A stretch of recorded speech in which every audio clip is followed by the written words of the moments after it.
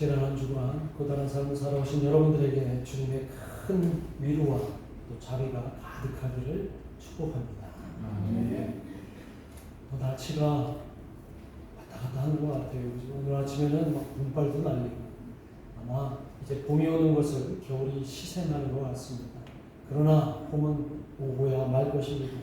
여러분의 삶 가운데서도 겨울 같았던 여러분의 인생이 봄 같은 주님이 다시 오시는 그날 그것이 꼭 이루어 도래하리라고 저는 확신하고 믿습니다.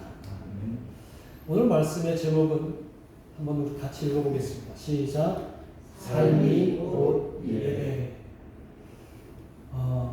지금 우리가 사순절 기간을 맞고 있죠.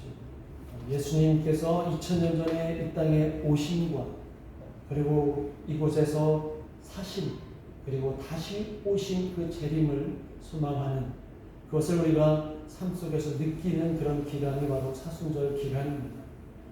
그런데 오늘 이 말씀을 통해서 예수님이 다시 오시는 것을 간절히 소망하는 우리에게 어떠한 삶의 태도로 우리가 다시 오심을 기다려야 할까? 이 문제를 데살로니가 교인들의 그들의 신앙의 태도를 반면 교사 삼아서 함께 나누고자 합니다. 오늘 본문의 배경은 데살로니가 교회에 잘못된 신앙이 들어가 있었어요. 잘못된 종말론에 빠져 있었어요. 그래서 많은 교인들이 이 바울이 가르쳐준 다시 오시는 예수님의 그 종말 재림에 대해서 그들은 잘못 이해하고 다른 삶을 살아가고 있었습니다. 그들 가운데 그들에게 그런 가르침을 준 소위 거짓 예언자들은 그들에게 임박한 종말을 이야기했습니다. 심지어 거짓 예언자들 가운데서는 종말의 날짜를 특정하거나 재림의 현상을 부풀려서 이야기했던 것 같습니다. 그래서 데살로니가 교회 안에서 여러 가지 복잡한 문제들이 벌어지고 있었습니다. 이런 비슷한 현상이 우리에게도 예전에 있었던 것을 혹시 기억하십니까? 1992년 이장님이라고 하는 사람 다미 선교회를 통해서 그 다미 선교회 성도들은 공중 휴거한다고 그날 그 난리를 쳤던 거 기억나십니까? 저는 군대 제대하고 막 복학해서 이 현상을 그때 접했는데 막 방송국에서 난리가 났어요. 10월 28일 날 자정에 이 다미 선교회 사람들이 교회에 모여서 공중 휴거된다고 난리가 났어요. 그 중에는 제가 알고 있던 사람도 거기에 포함돼서 같이 공동체 안에서 모여서 그 시간만 기다리고 막 저렇게 부르짖고 기도했던 그 시간입니다. 그리고 그들이 마침내 1992년 10월 28일 자정에 공중 휴거가 될 줄로 알고 그렇게 막 뜨겁게 기도하다가 12시가 땡 하고 지났는데 어떻게 됐어요? 민망하게 그 자리에 그대로 있었던 거예요. 그냥 민망한 사건으로 다미 선교의 민망한 사건으로 시한부 종말론 사건으로 그치고 말았어요. 근데 문제는 그 다음부터 있는 거예요. 그 집단에 속해 있던 대부분의 성도들이 이것만 믿고 직장도 그만두고 학업도 그만두고 일상을 모두 멈추고 그냥 집단 생활, 공동체 생활을 했던 겁니다. 그래서 시한부 종말론에 빠져서 허송세월만 보냈던 거죠. 결국 그들의 허황된 믿음이 그들의 삶을 망가뜨렸던 것입니다. 과연 하나님은 그들을 보면서 어떤 생각을 하셨습니까? 또 예수님의 다시 오심에 대해서 우리는 어떻게 생각해야 될까? 오늘 우리 데살로니가 후서에 있는 이 내용을 가지고 우리는 어떤 마음으로 예수님이 다시 오심을 기다리며 준비해야 될까? 이것을 함께 나누고자 합니다. 우리가 몸담고 있는 이 기독교는 예수님의 다시 오심, 즉 재림을 떼어놓고 생각할 수 없는 종교라는 것을 기억하시기 바랍니다. 우리 성결교회 표제가 뭔지 아세요? 4대 표제. 우리 성결교회 교단으로서 그건 알아야 되잖아요. 중생, 성결, 신유, 마지막으로 재림입니다. 우리 교단도 이 4대 표제를 신앙 고백하면서 그렇게 지키고 있는 거죠. 그 중에 하나가 바로 재림이라는 거예요. 왜 우리가 재림을 믿지 않으면 안 되는가에 대해서는 성경에서 예수님께서 이 땅에 분명히 다시 오시겠다, 그렇게 말씀하신 내용이 기록되어 있기 때문이라는 거죠. 그래서 성경은 예수님의 다시 오신 그 재림을 변할 수 없는 진리로 우리에게 알려주고 있습니다. 성경을 우리가 우리의 신조로 믿고 있는 모든 그리스도인들, 또 교회는 바로 종말론적인 공동체인 것입니다. 우리는 종말을 기대하고 있는 그런 공동체, 예수님의 다시 오심을 기다리는 공동체라는 것을 우리는 잊지 말아야 합니다.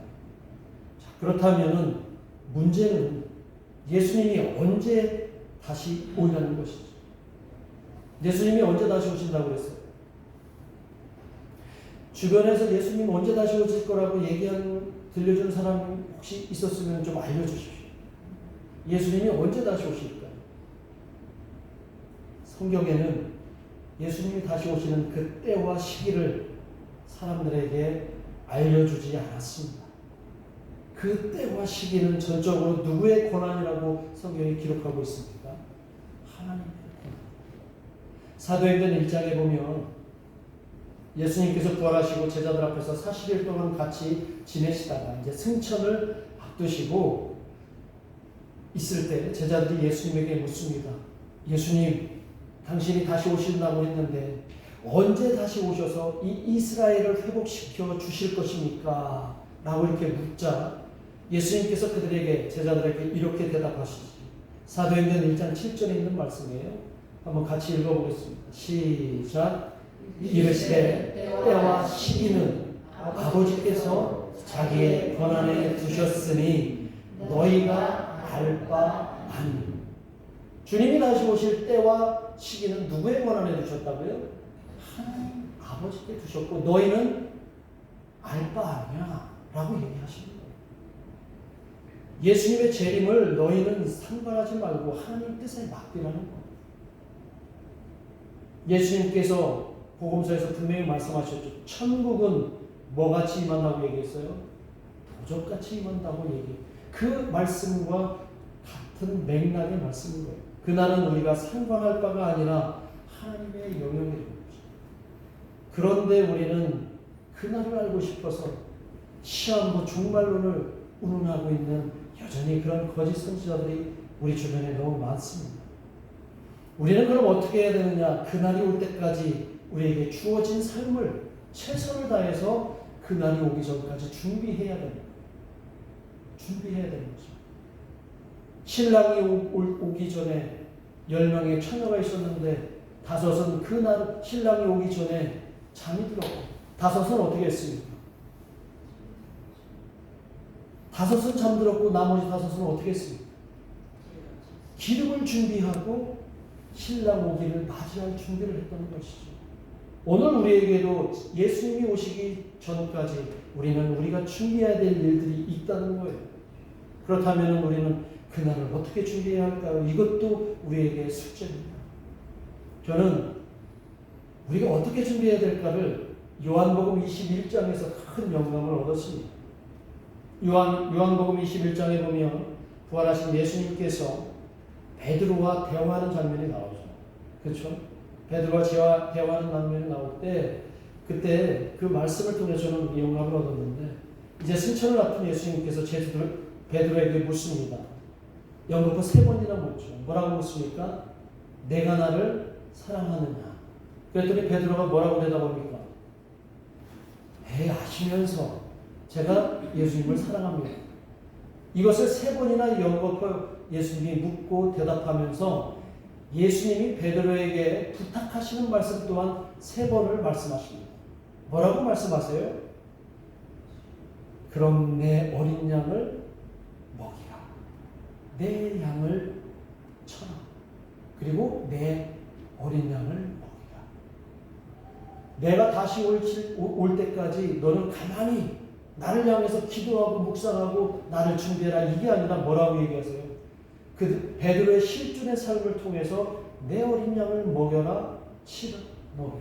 뭔가 그에게 실천의 삶을 요구하고 있다는 것을 저는 깨닫고서 예수님이 다시 오실 때까지 베드로는 가만히 있으면 안 되고 하늘만 쳐다봐서는 안 되고 그는 주님이 맡겨주신 일을 그가 당연히 해야 된다는 것이죠. 소명의식을 갖고 하나님 나라의 완성을 위해서 최선을 다해 살아야 하는 것이 남겨진 제자들의 역할이고 몫이라는 것, 삶이라는 것입니다. 그리고 남겨진 모든 교회와 성도들의 삶이라는 것입니다.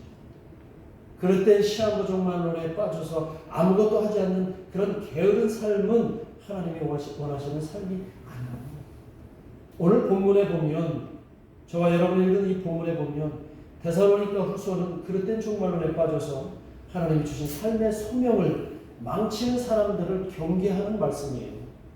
이 말씀이 그냥 노동을 게을리하지 마라 이런 의미뿐만 아니라 종말을 앞둔 너희들의 삶의 태도가 이래야 된다라고 얘기를 해주십니다. 본문에서 보면 바울은 게으르고 무질서한 그들의 삶을 지적을 합니다. 6절과 7절과 11절에서 지적을 하는데요. 특히 11절에 있는 말씀은 그들의 삶의 태도가 얼마나 심각했는지를 보여주는데 한번 11절을 한번 같이 읽어봅니다. 11절 말씀 시작. 우리가 들은즉 너희 가운데 게으르게 행하여 도무지 일하지 아니하고 일을 만들기만 하는 자들이 있다 하니 이들은 지금 그릇된 종말론에 빠져서 그들에게 주어진 삶에서 거룩한 삶의 열매를 얻지 못하고 있는 거예요. 오히려 공동체에 피해를 주는 사람들이라고 지금 바울이 지적하고 있습니다. 그들은 게을러서 일하지 않습니다. 오히려 일을 만들기만 한다고 했습니다.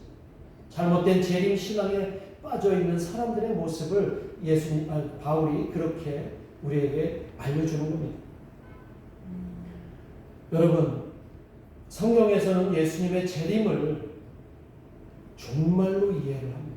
예수님이 다시 오시는 그 순간이 이 땅에서의 삶은 마침이 된다라고 얘기를 하고 있죠. 그래서 성경에서 이 종말은 재림으로 이해를 하고 있고 성경에서 이 종말의 다른 표현을 뭐라고 얘기하는지 아십니까? 여러분이 그토록 가고 싶어하는 그곳 어디예요? 천국 또는 하나님의 나라. 이게 바로 종말론적인 표현이에요.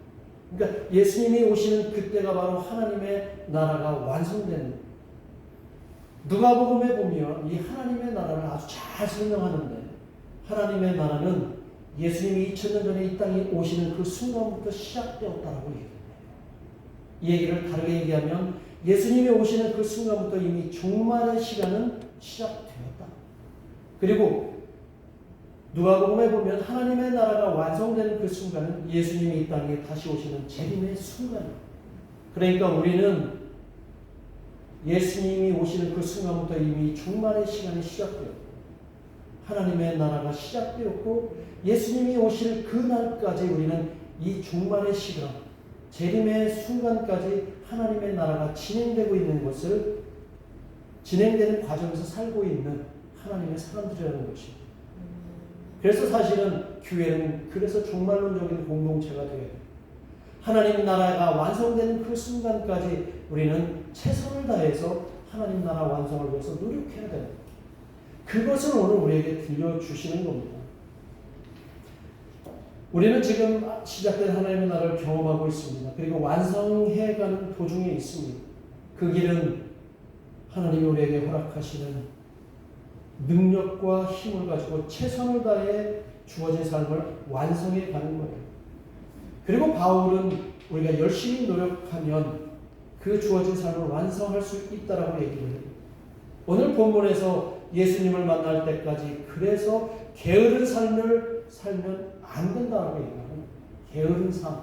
여기에서 게으른 삶은 우리 실존에서 행하고 있는 직업과 관련된 일, 우리 일상과 관련된 일, 생업과 관련된 일에서도 게을리해서는 안 된다라고 얘기를 해요. 그러면서 자신의 이야기를 데살로니가 교회에서 게으른 사람들, 데살로니가 성도들에게 들려줍니다. 바울은 누구보다도 종말론적인 신앙을 사모하는 소유자, 그런 사람이었습니다. 바울 서신을 읽다 보면 빨리 그날이 오기를 얼마나 소망하며 주어진 길을 얼마나 미친 듯이 달려가는지 모릅니다. 하나님이 자신에게 주신 그 소명에 최선을 다하면서 부르심의 그 상을 향해 달려갔던 분이 바로 바울이야. 그는 누구보다 성실한 삶을 살았고 남에게 절대 피해주지 않으면서 오로지 하나님 나라를 소망하며 살았던 바로 그런 사람이었습니다. 그래서 오늘 본문에서 종말론에 빠져서 게으른 삶을 살고 있던 데살로니가 교인들에게 자기가 지금 어떻게 살고 있는지를 들려주는데 그 삶이 치열하고 성실한 삶으로 우리에게 알려줍니다. 오늘 본문 7절에서 9절까지의 내용인데 그것이 바울이 나는 재림의 날을 믿고 있고 그리고 분명히 하나님의 나라를 완성해가는 그런 하나님의 사람인데 그렇다고 해서 너희처럼 게으르게 살지 않는다고 얘기를 합니다. 자, 7절에서 9절에 있는 말씀 바울이 어떻게 살아가고 있었는지를 한번 같이 읽어봅니다. 시작.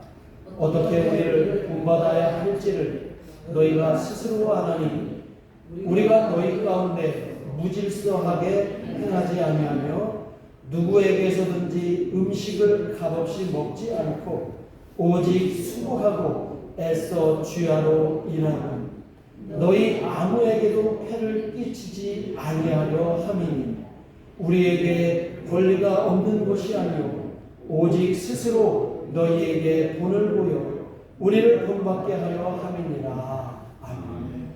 바울이 얼마나 자기에게 주신 삶의 지경에서 최선을 다해 살아갔는지를 우리는 확인할 수가 있습니다.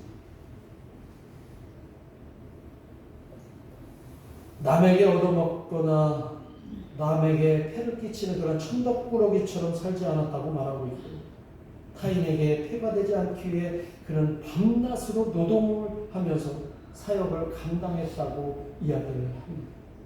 이 얘기에 저는 충격을 받죠. 목사인 나도 노동이 필요하구나. 그래서 저도 틈틈이 여러분은 잘 모르시겠지만 노동도 합니다. 노동도 하고 필요한 일들을 합니다. 그것이 바로 그리스도인의 본분이라고 얘기를 해요. 이것은 또 다른 측면에서 우리에게 노동의 신성함을 알려주는 이야기이기도 합니다.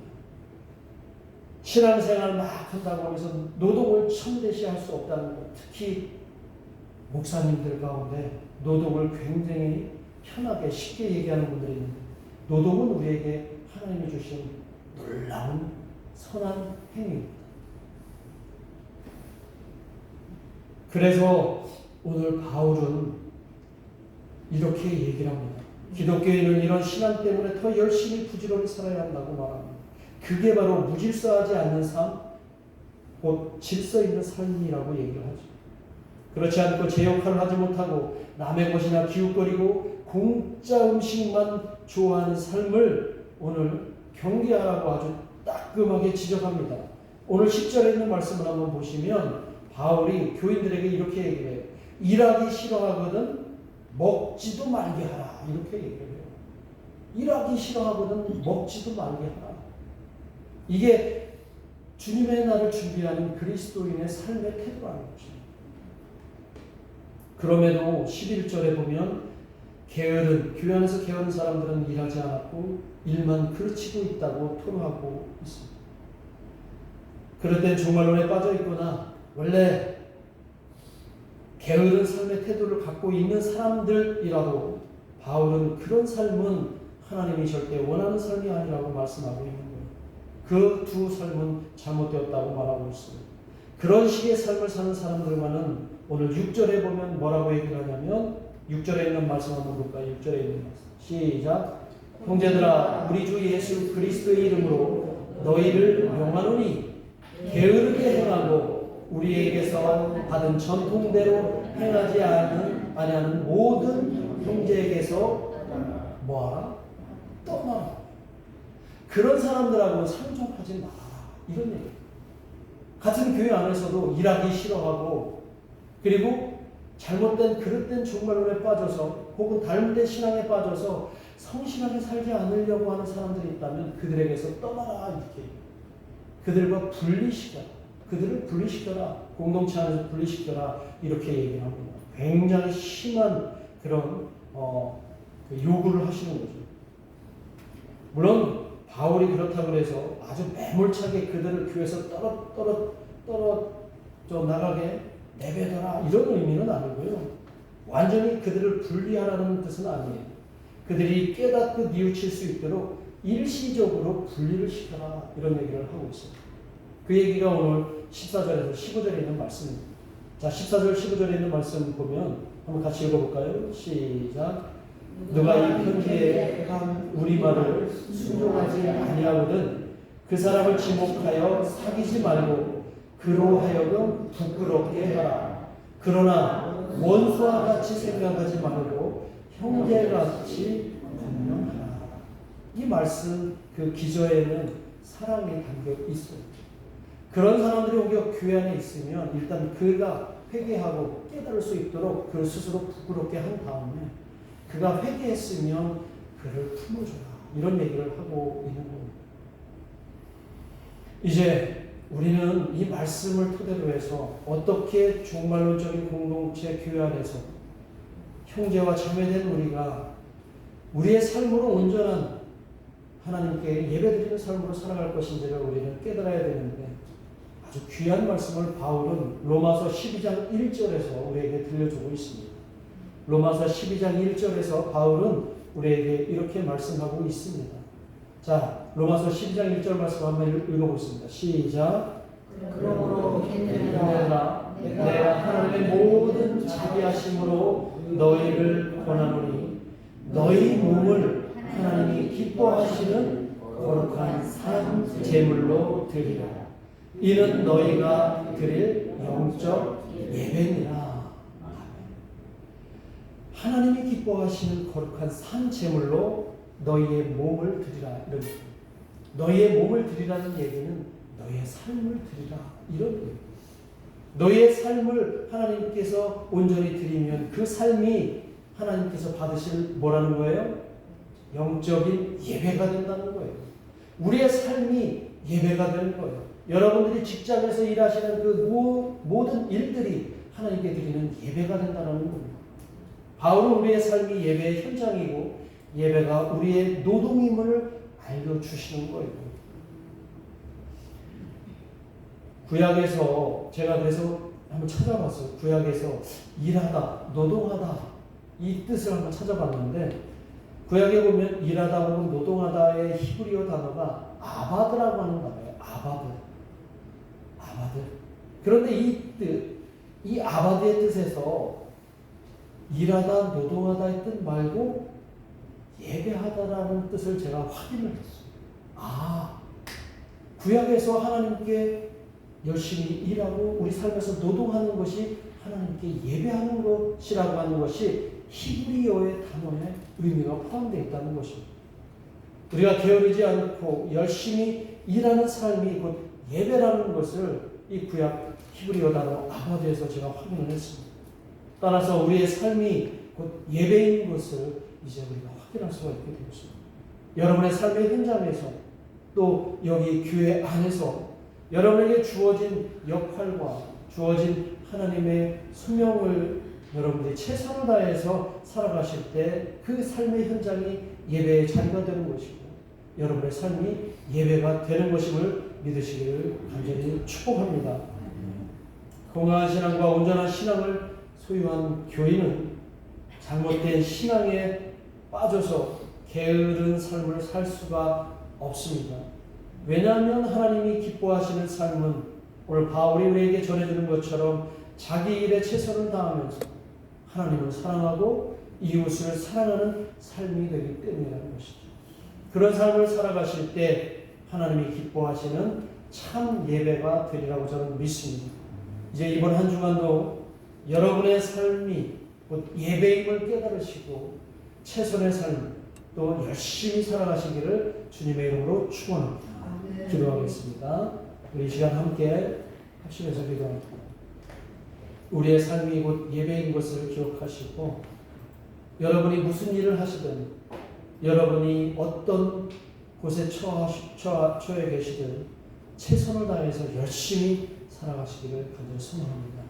그것이 바로 하나님께 드리는 온전한 예배가 되는 것을 오늘 우리가 깨달았으니 여러분의 삶이 예배임을 기억하시고 여러분의 삶을 통해서 하나님 본연한 예배를 드리실 수 있도록 이 시간 함께 합심해서 기도하겠습니다. 기도하겠습니다.